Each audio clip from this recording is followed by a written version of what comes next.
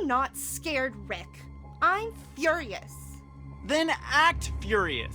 All I'm getting from you now is that you're hurt and confused and you're... She threw him out, but she kept a little something to remember him by. Barb, have you seen my other crutch? And she was still holding it when she fell asleep watching the late picture show. Hours later... Barbara! Walter, what's going on up there? Ah! Okay, I'm coming up, but if this is a trick, you're dead, Walter.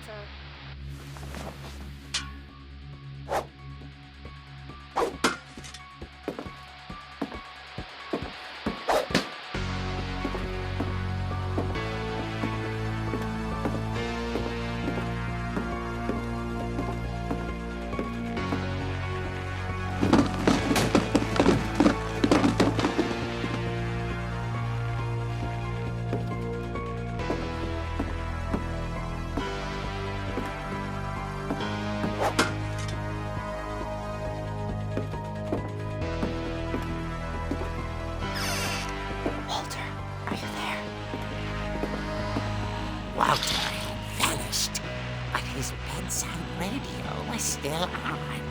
Orcas Island police describe the man as 6 feet tall, with a steel hook for a hand. Residents are urged to lock all doors and windows and notify the police of any suspicious activity. Barbara turned, saw the hook man, and was speechless. He was quite smashing.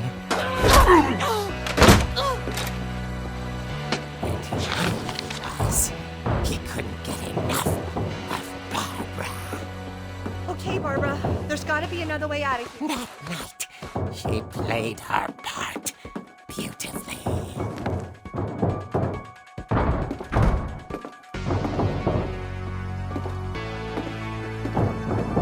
Molly's door hadn't been opened in years. The hinges groaned.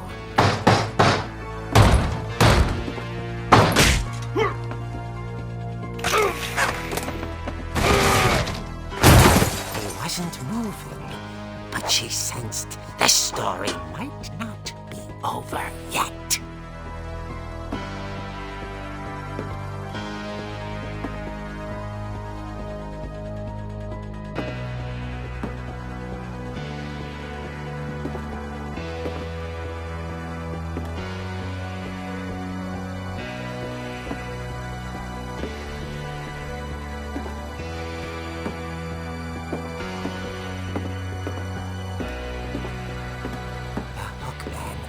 Vanished.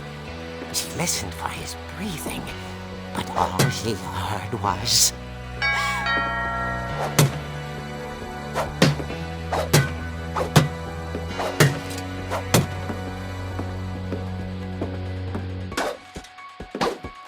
Someone at the door was dying to speak to young Barbara.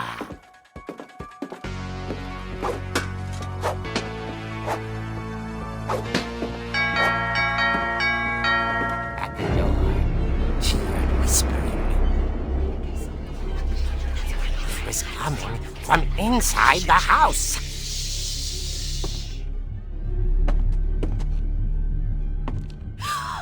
Oh dear. Surprise! Bravo, Bob! You were wonderful! We love you! The monsters had come to surprise her. For Barbara, it was a dream come true. Then she saw what kind of monsters they were, and she realized what was about to happen.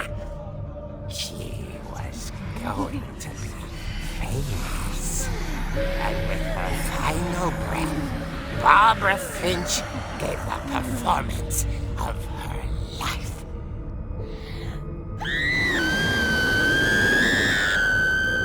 I wasn't there myself, but I hear Barbara was magnificent. Poor girl. She had a taste for stardom. But unfortunately, so did her fans. Of course, the police blamed it all on poor Rick. disappeared the same night. And little Walter, hiding under his bed the whole time.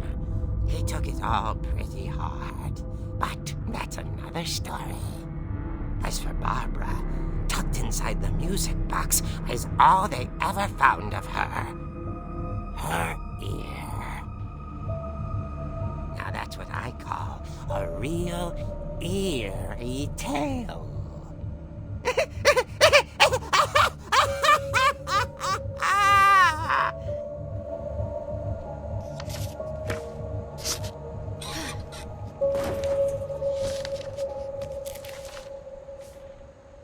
Edie told me all Barbara wanted was to be remembered, as absurd as that comic was.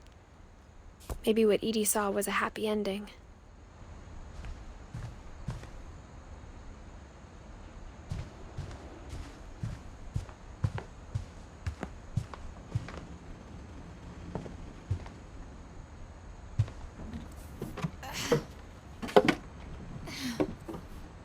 I guess now I know why Mom didn't like me playing with the music box.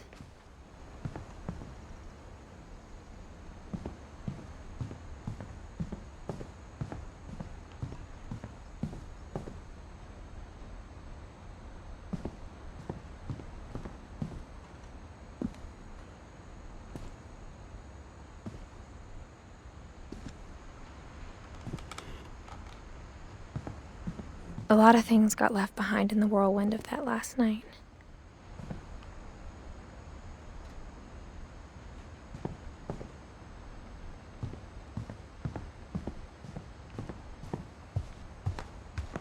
It's funny. All those times I played with the music box and never found the basement key. The table was still a wreck from the night we left.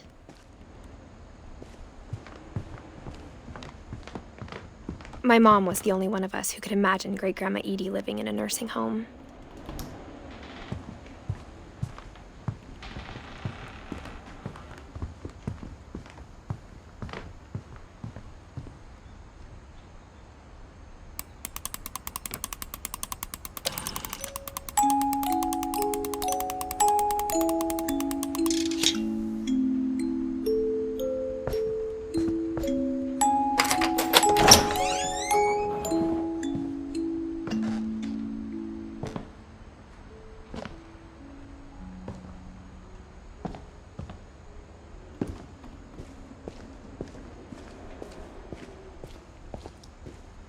Mom said the basement was off limits, unless I wanted another tetanus shot.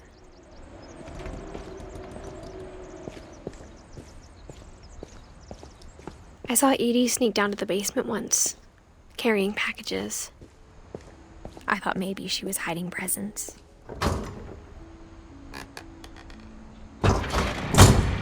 It turned out she was hiding a lot more than that.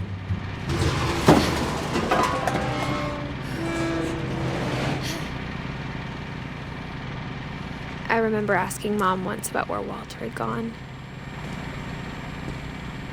She said after Barbara died, he got as far away as he could.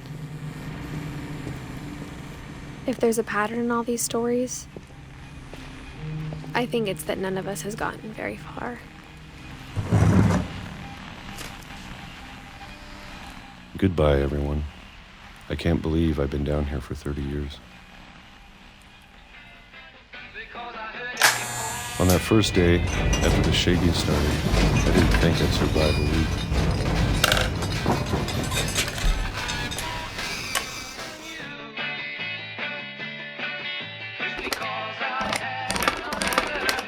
But after a few days, I settled into a routine. That's what kept me sane. Having a schedule, living for today. I always expected to be dead tomorrow. But if you wait long enough, you get used to anything.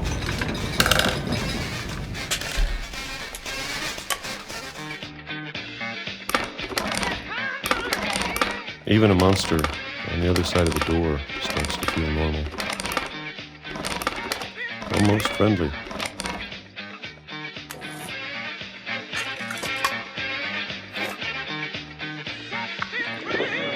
And then one day, everything just stopped. Whatever that thing was, it was gone. Maybe it got tired of waiting. Or maybe I just got tired of being afraid.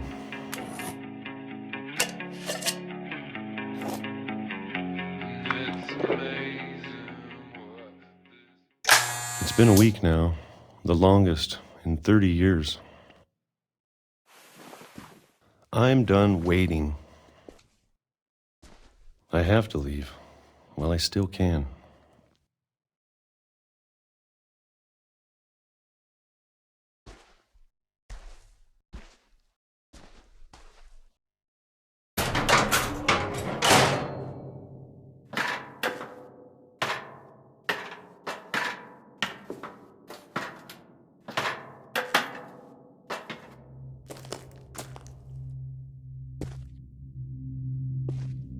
I know it's out there somewhere.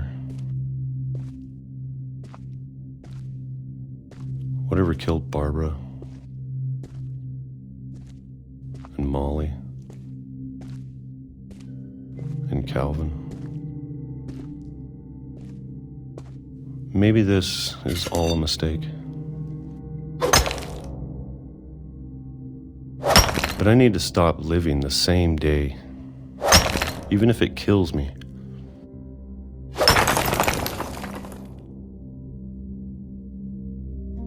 Whatever's out there, I want you to know I'm ready for it.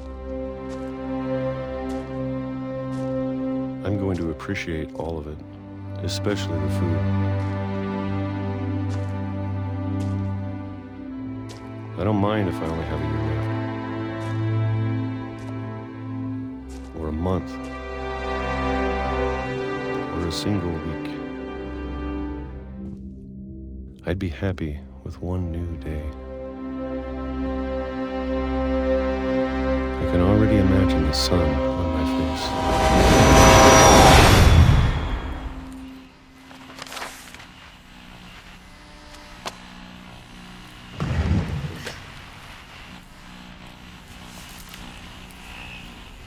Walter died when I was 6. I can't believe my mom never told me he was down here. I'm sure my mom was trying to protect me.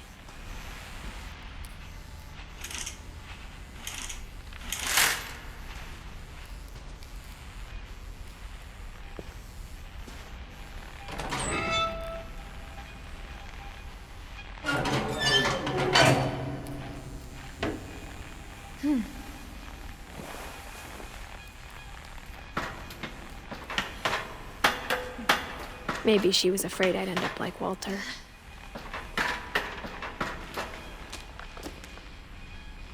But if she never told me about an uncle under the house, I can only imagine what else she was hiding. I don't want to make the same mistakes she made, trying to bury something that's still alive.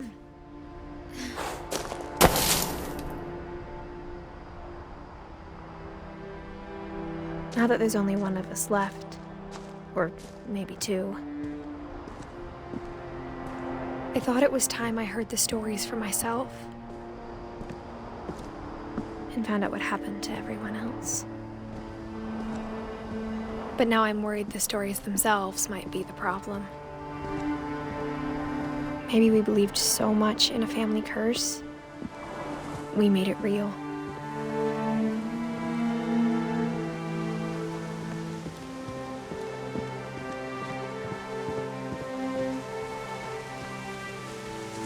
I don't know if I should even be writing this.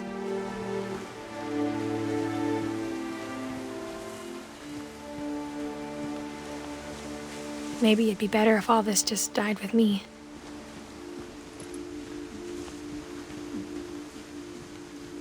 But I thought you should know about your family.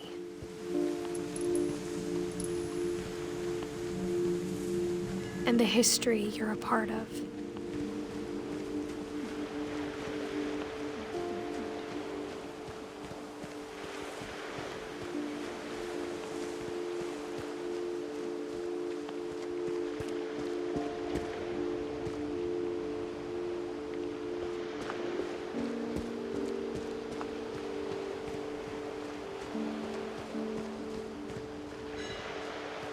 Though to be honest, I feel as lost as you probably do right now.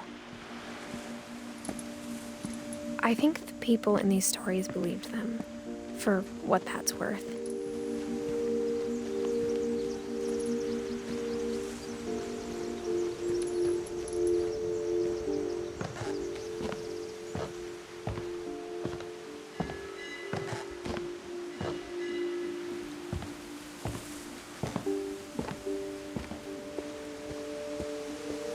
And when you look at the house, that history of imagination and stubbornness and madness, any of it seems possible.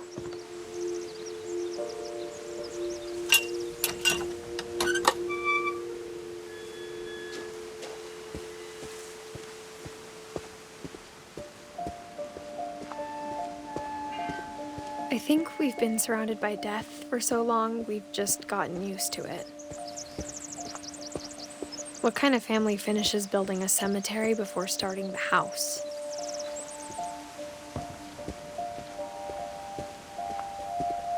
It's embarrassing for me to admit this, but the pet cemetery made me more uncomfortable than the human one. 3 of the gerbils were mine, and 2 had been my fault.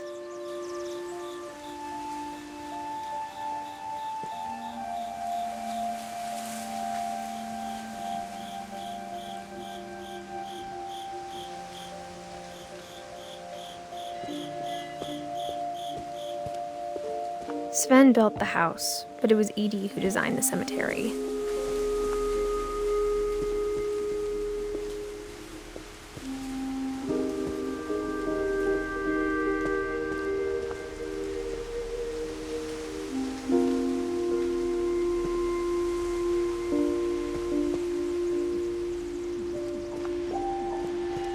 I'm sure Odin's monument had been Edie's idea.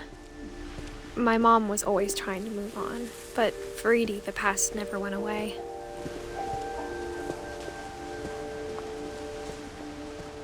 She could see it poking out of the water at low tide.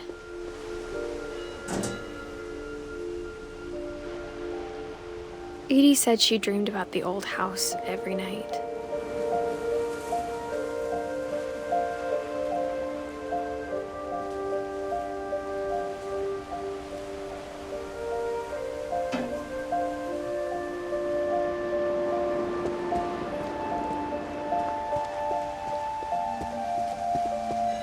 Edie's side was always easier for me to understand.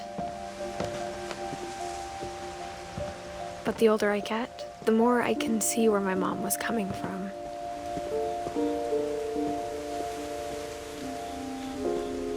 She lost 2 of her brothers, just like I did.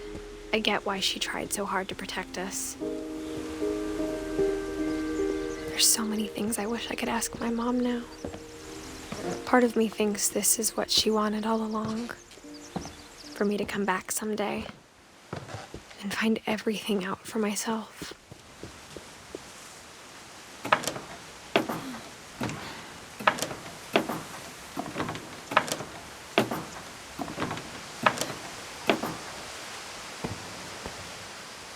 But looking back on it now, if she told me there was going to be so much climbing, I never would have come when I was 22 weeks pregnant.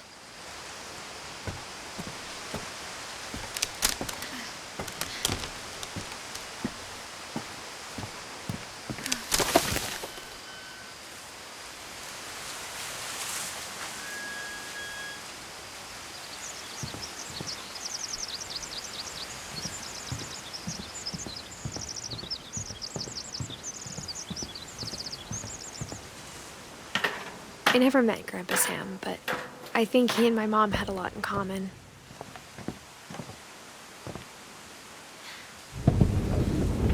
They were both pretty intense. Sam spent his life shooting photos, but Mom said he got nervous being in front of the camera. I guess we're all afraid of something.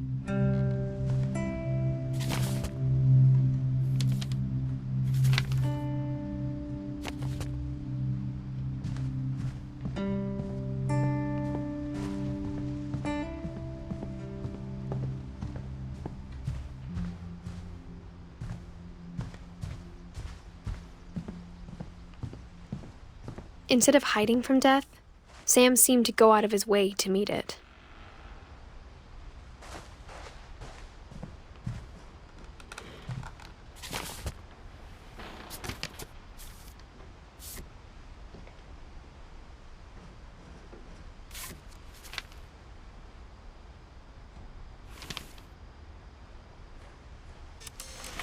Dawn, I promise, you'll never forget this weekend. Yes, sir. These memories are gonna last a lifetime. What? Perfect. Am I gonna have to shoot anything? It's gonna rain the whole weekend, isn't it? I will never forget this weekend, Dad. That's the spirit. Please just take the damn... Smile, Dawn. Okay, got it.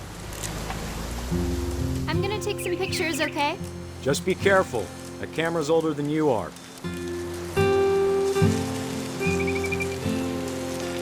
Definitely should not have drunk all that coffee. Hey! That's a keeper. I'm just saying, I'm not always gonna be here, Dawn. You'll need to remember this stuff, if you want to survive. I'll be fine, Dad. You know who else thought he was gonna be fine? Some guy who died. Dawn, I'm being serious. I know, Dad. You're always serious. Doesn't being out here make you want to chill out? Well, to tell you the truth, I haven't been out here in 20 years. Dawn, don't you think you could find something more interesting to photograph? You don't need to waste any more film on me, kiddo.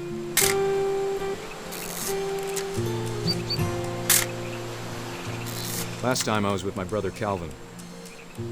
Man, that was a great trip. Your grandpa Sven taught us how to fish, how to build a fire. Dad! Good eyes, Dawn.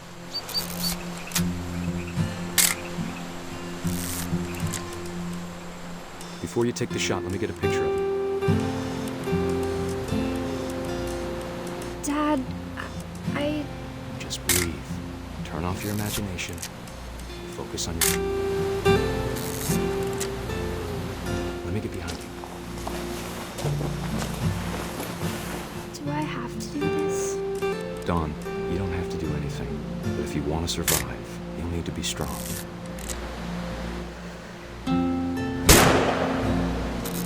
Great shot, Dawn!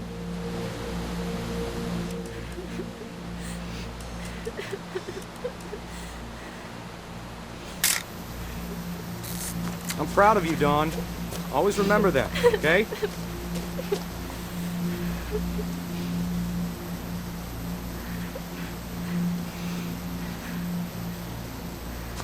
Sorry, Dawn, just gotta reset the timer.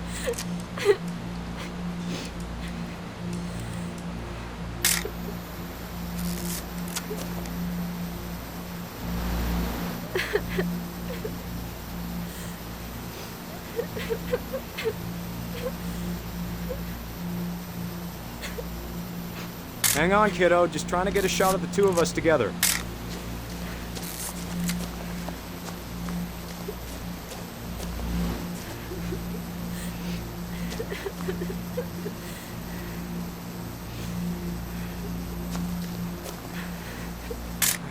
Crap.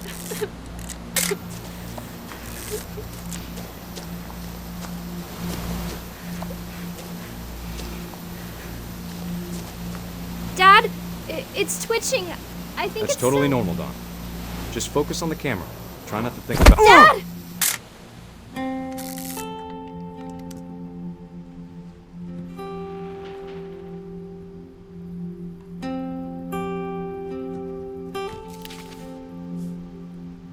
Of all these stories, that's the one I wish most that my mom had told me.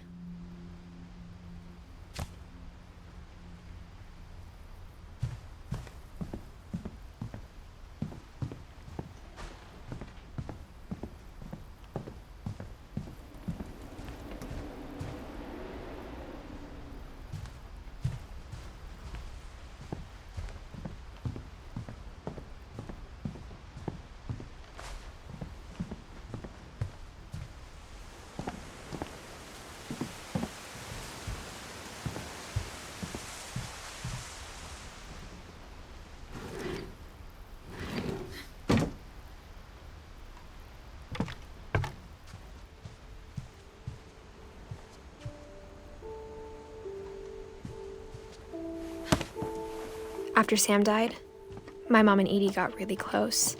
They'd both lost a lot.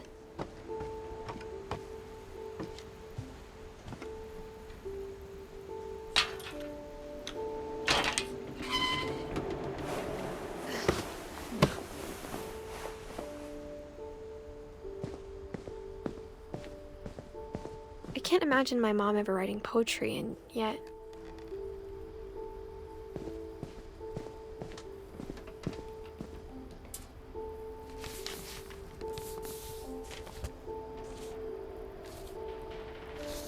Dear Kay, do you remember the way Gregory used to laugh when he thought he was alone?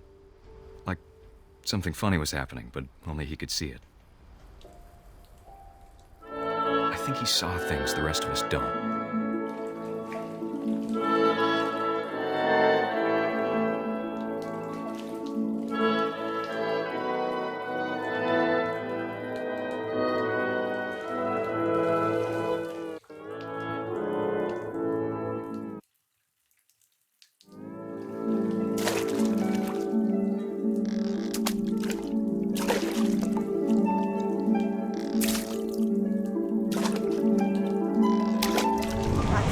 Gregory, it's time to... Hold on, sweetie. Hello? Sam, I told you I don't want to talk right now. I wonder what he saw. What his world was like.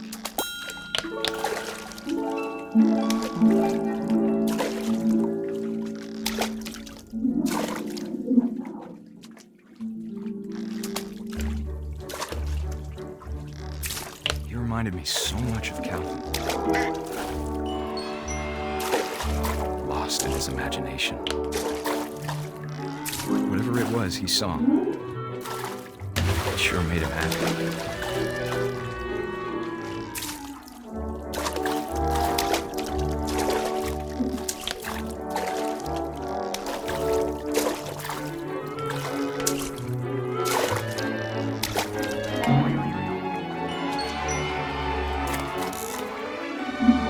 Silly it sounds.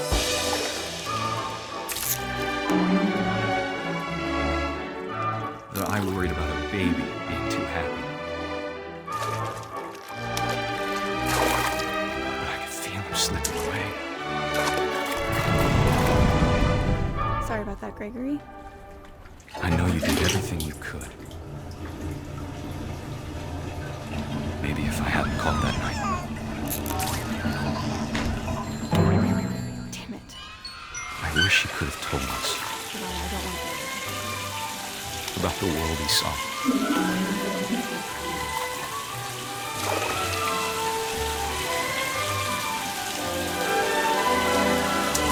There's so much I don't understand. About Gregory. About everything.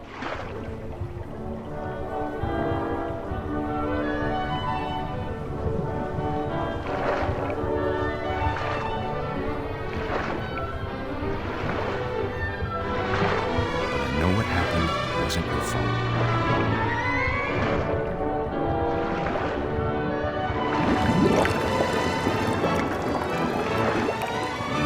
I'm sure he's happy. And he'd want you to be happy too. Good luck, Kay. Love, Sam.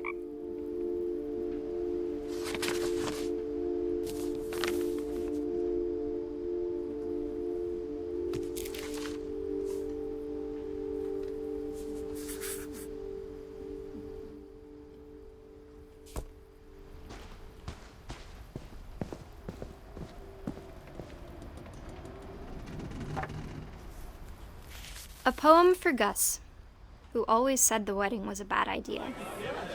Our father never hit us kids, at least not very hard, before the day my brother said with teenage disregard that he'd be dead before he'd see a wedding in our yard.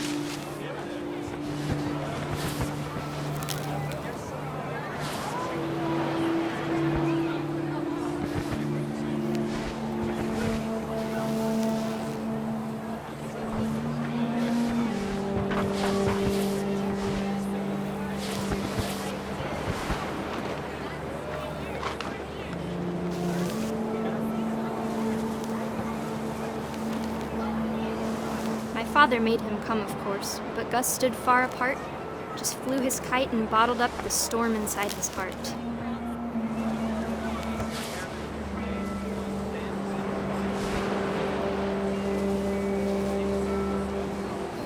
I tried to talk him out of it, but though he'd never met her, "We don't need a stepmom," were the words that I now pronounce you husband and wife. You may describe.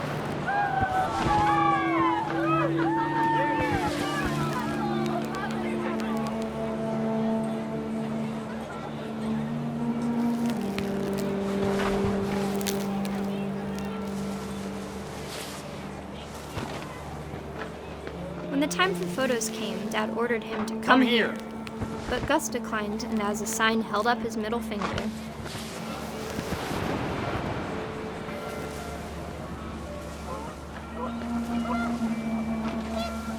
The wind picked up, and panicked geese appeared and quickly went. But all the humans did that day was go inside the tent.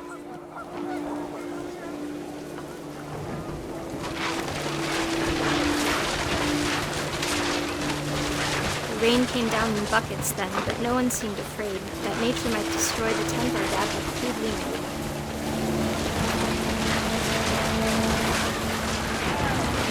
The thunder sounded much too close and full of angry power, but all my father said to this was, "Make the music louder."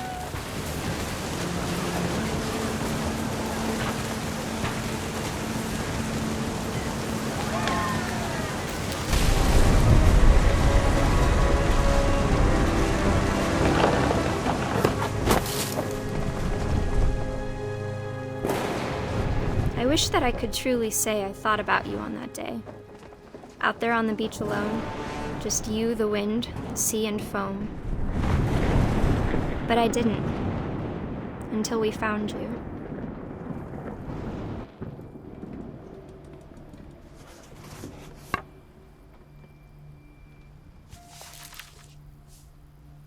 She never talked about him, but Mom told me once if I was a boy, they were going to name me Gus.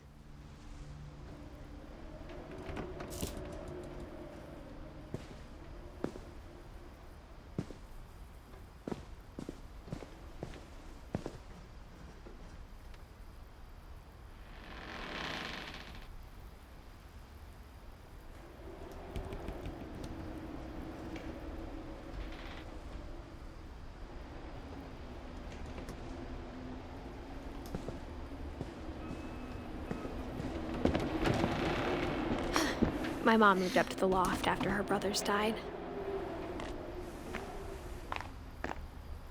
At the time, it was as far away as she could get.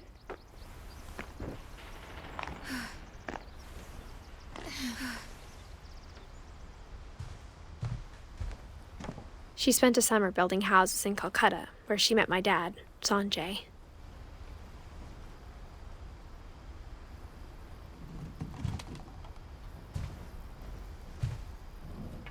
My mom moved to India a week after graduation and got a job teaching English. Louis was born a year later.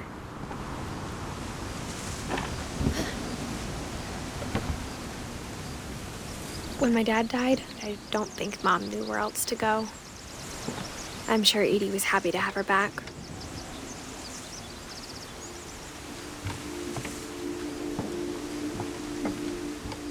The house had to get a little bigger, but Edie was used to that. And for a while, things were good. Almost normal.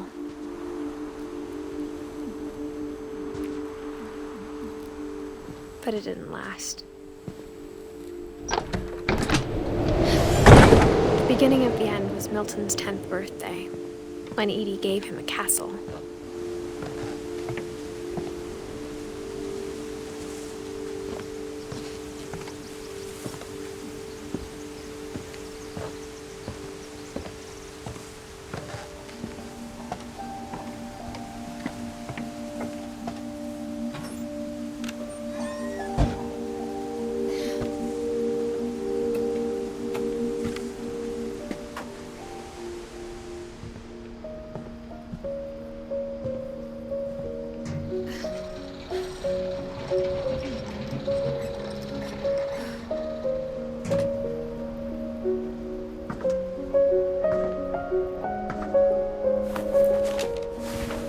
Milton Finch in The Magic Paintbrush.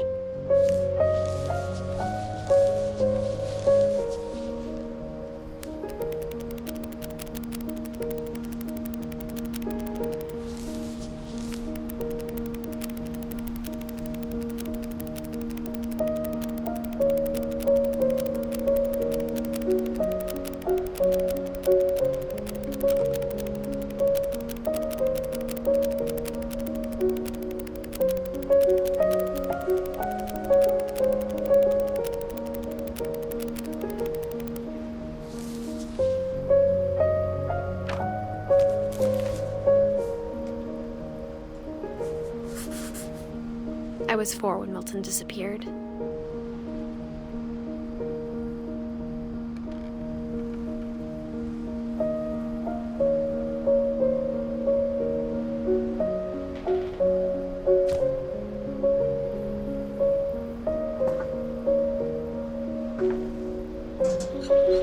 Mom spent months searching for my brother.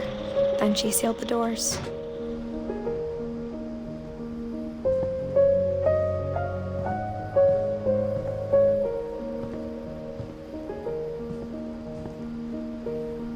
Whatever Milton had found in the house, Mom didn't want it getting out.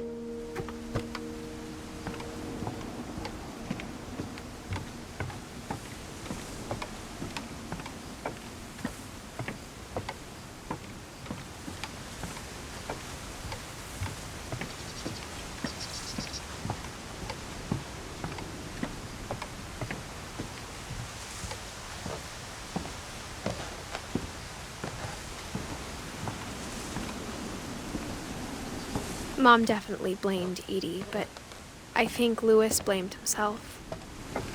After he graduated, he just spent more and more time in his room, until Mom got him a job at the cannery.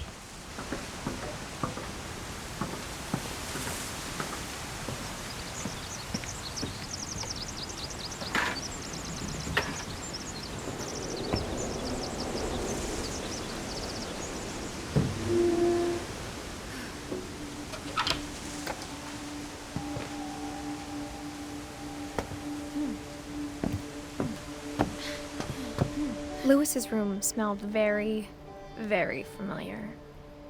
That part of him lived on.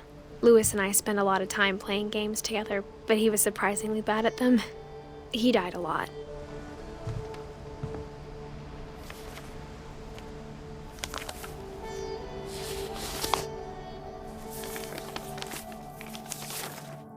Dear Mrs. Finch, as Louis's psychiatrist, I can understand your desire for an explanation.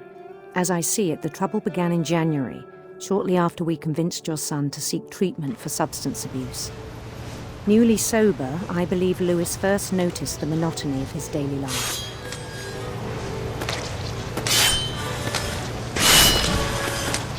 He kept working at the cannery. But he withdrew part of himself.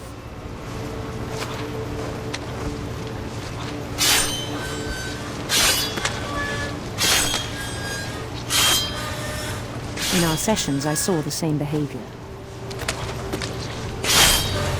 His mind began to wander. I asked him to describe it.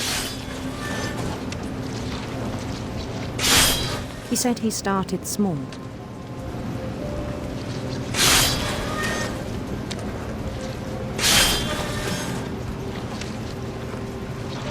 Imagining a labyrinth. He'd feel his way about.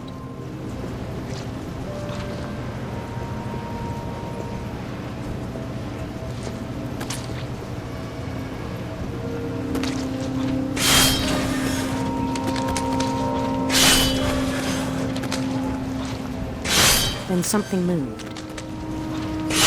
Bats. And toads.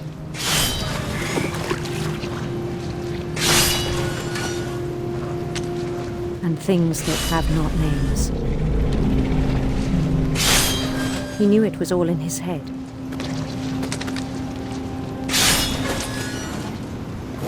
But he took it very seriously. I had hoped he'd find himself.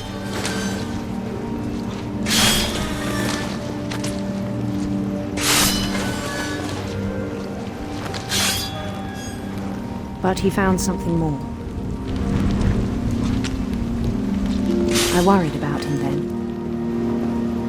Daydreaming at the cannery.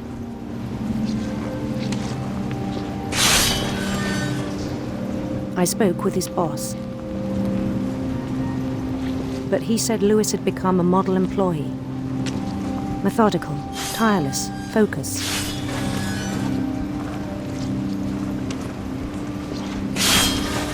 Like a whole new Lewis.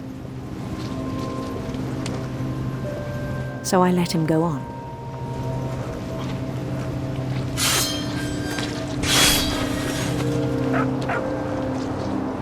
I even encouraged him. It seemed very promising at first. He told me he'd made a new friend.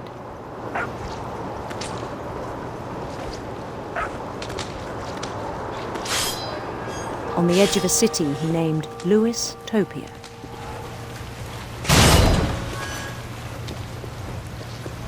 He built the city up slowly, brick by brick. Then he made musicians.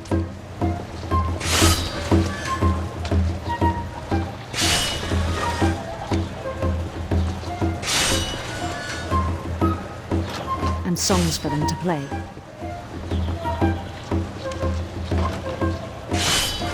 He talked about starting a band.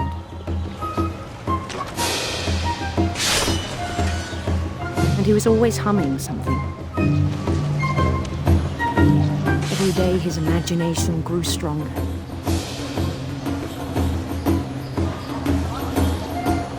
He no longer spoke at the cannery. But his chopping was as reliable as ever. Then one day it struck him that all the cheering crowds, even the stones under his feet, were all in his imagination. So he could do whatever he wished.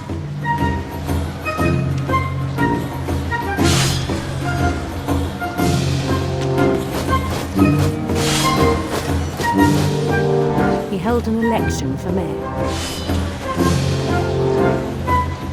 And he won.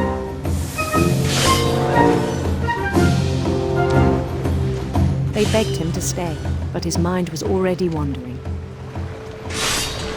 It became a game for him.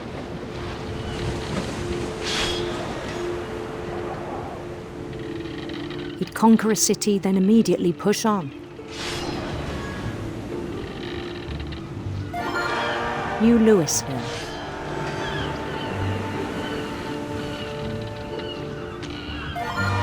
St. Louis. He started drifting away from our reality.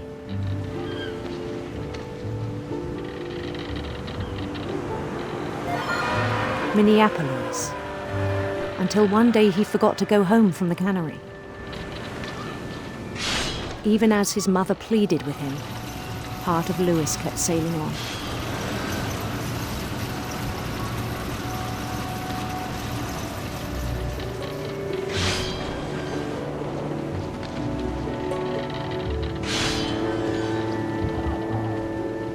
In Lewisburg, he heard rumors of a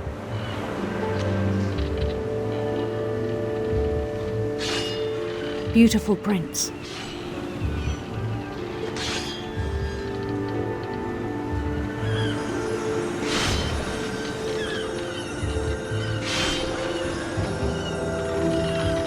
The prince was on his own quest for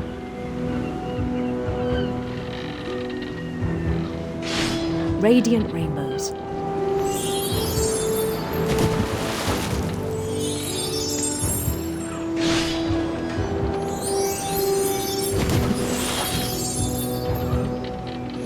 He followed the sound of his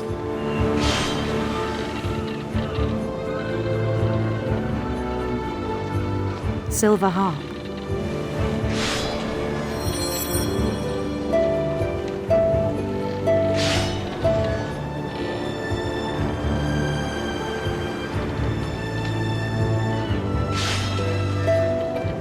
His chase led him to a golden palace east of the sun and west of the moon.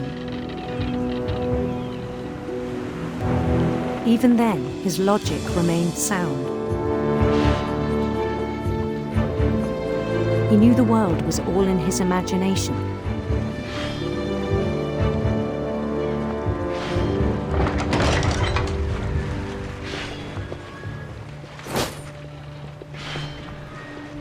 But he was so proud of having created it. In his own eyes, he'd become something greater than a king.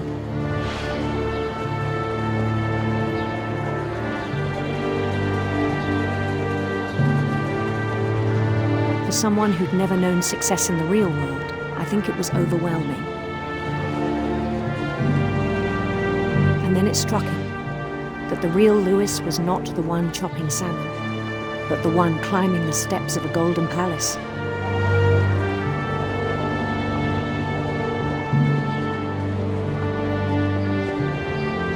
My imagination is as real as my body, he told me. It was hard to argue with him.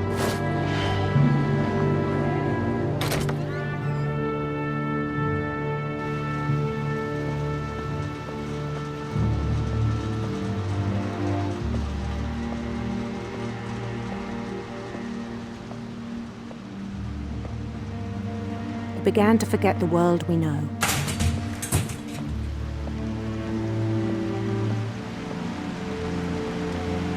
I think it pained him to remember Lewis, the cannery worker.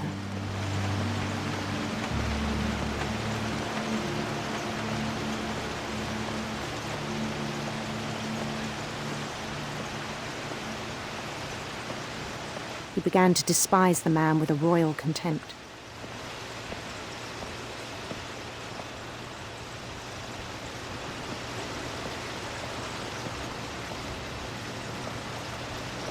I still thought I could save him. Even after he said he was being crowned king over all the lands of wonder.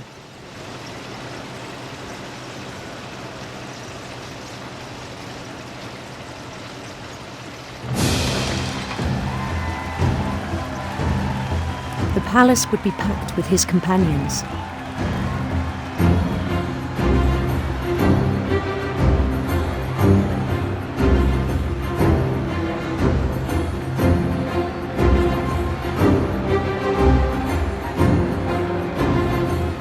Including the wise Calico who insisted on inviting me.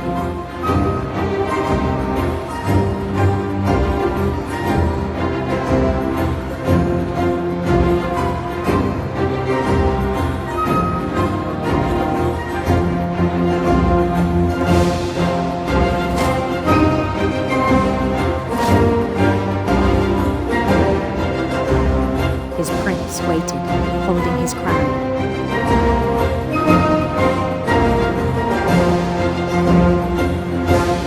There was only one thing left to do.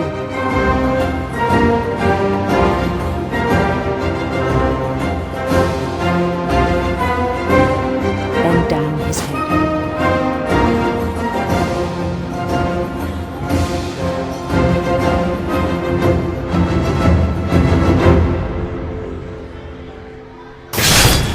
And the rest I think you know. Mrs. Finch, your son was a kind man who will be missed by all of us who knew him.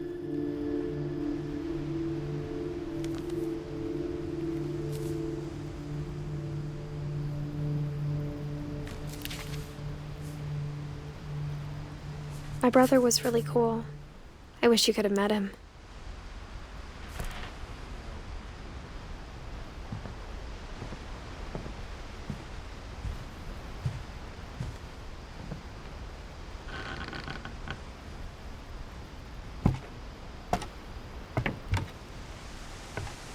On the way back from Lewis's funeral, my mom told me to start packing.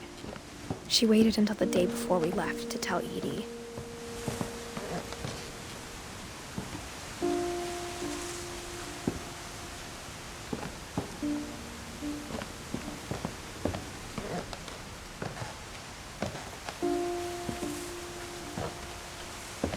I'm not sure if she wanted to make it easier or harder.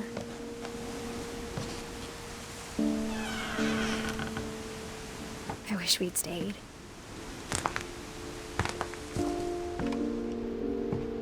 But I understand why we left.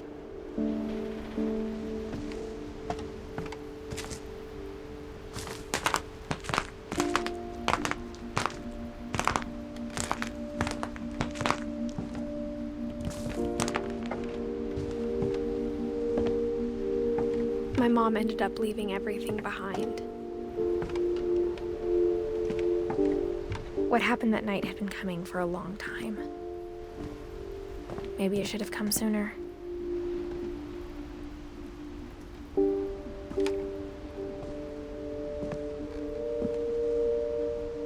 But it had to end one way or another.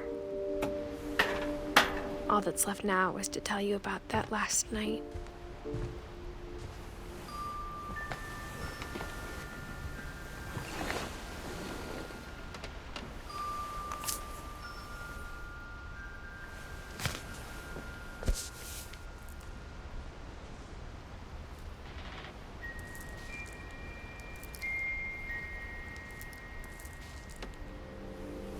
That whole last day, Edie just watched us pack and didn't say a word. Until supper, when she raised her glass and said, "To our final night together, and all our final nights apart." Grandma, you know what I said about alcohol. Some of your medications are very Edith, specific. I left a present for you in the hallway. Why don't you go open it? The grown-ups have to argue now. I'm sorry, you're right. We're all leaving tomorrow. Let's just enjoy our last... I'm not leaving. Edith, you're excused.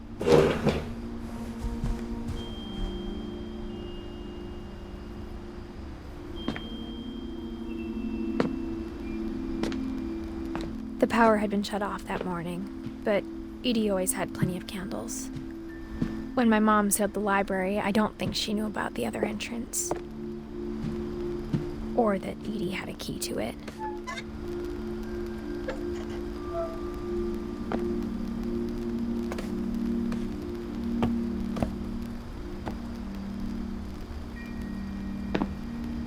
That thing you're afraid of isn't going to end when you leave the house. Edith has a right to know these stories. My children are dead because of your stories. I think it's best if Edith and I leave tonight. We'll have the nursing home send a van for you in the morning. Okay? Dear Edith, there's so many stories I wish I could tell you, but there's only time for one. This is about what happened on the night you were born. That night, the tide went way, way out. It was the first and last time I ever saw the old house aground. There'd been an earthquake out in the middle of the ocean. They called it the lowest tide in 1,000 years. God, it smelled awful. You know, I've seen that house every day of my life.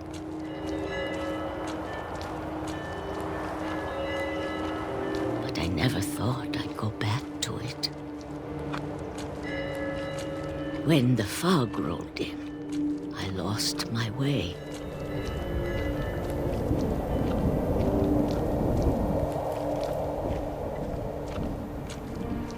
I got turned around.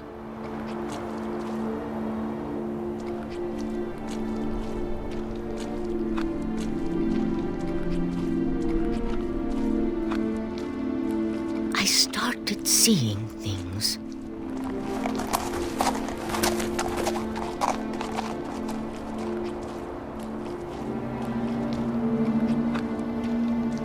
Things I'd forgotten had ever existed.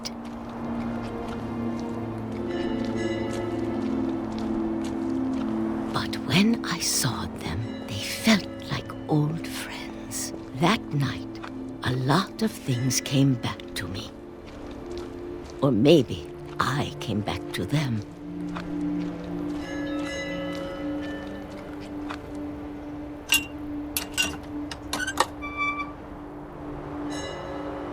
Things I can't explain, but that I need you to try and... Edith, what are you doing in here?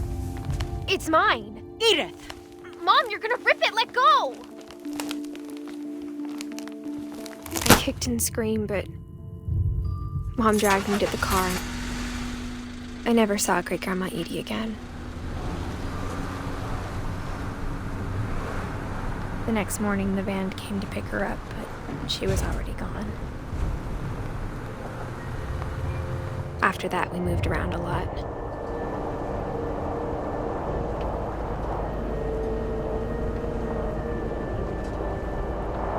We both tried to make the best of it.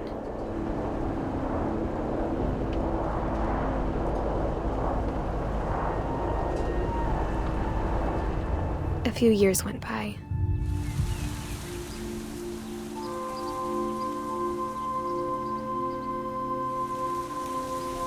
My mom didn't like to talk about it,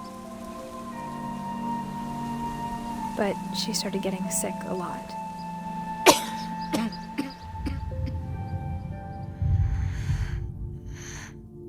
She got better for a while, and then she didn't. And then I was alone. The last Finch left alive.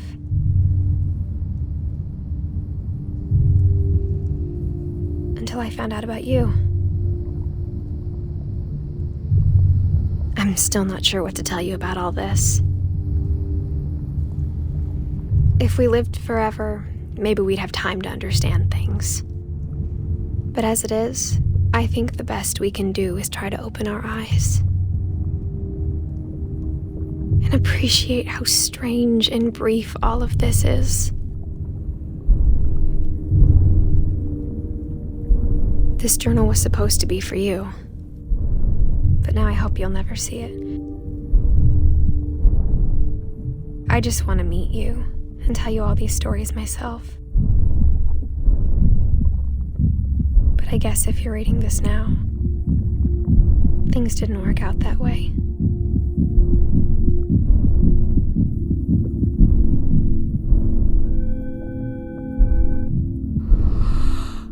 This is where your story begins. I'm sorry I won't be there to see it. It's a lot to ask, but I don't want you to be sad that I'm gone. I want you to be amazed that any of us ever had a chance to be here at all. Good luck.